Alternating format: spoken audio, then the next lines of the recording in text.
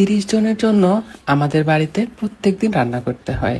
এখন এখানে অনেকেই প্রশ্ন করতে পারেন, এত কেন মানুষ আপনাদের বাড়িতে? আর এত মানুষের রান্না কেন? আপনারা তো মাত্র কয়েকজন দেখি আপনাদের পরিবারে।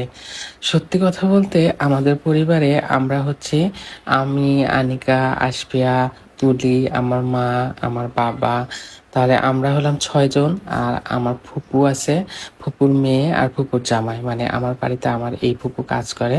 তো এই ফুপুর মেয়ে আর জামাই তাদের তো 3 বেলায় প্রায় 9 জনের 3 নং 27।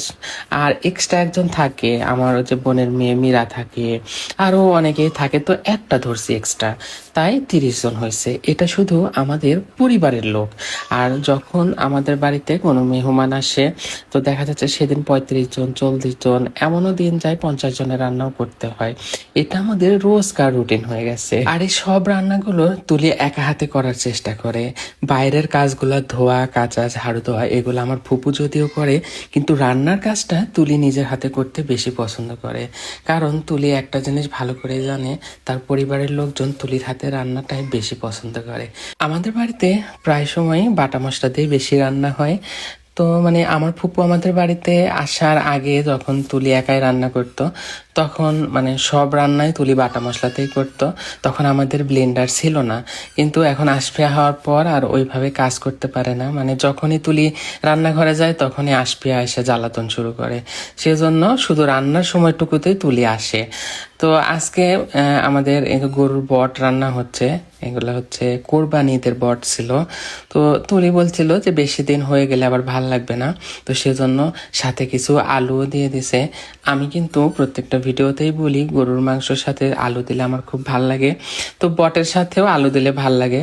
আর আমাদের বাড়িতে আমি প্রথমেই বলেছি কতগুলা লোক, এগুলা হচ্ছে কচুর লতি রান্না করছে, রুই মাছদের মানে কান টোটা কাটা, মানে যেগুলা পেটি, এগুলা দিয়ে রান্না করছে।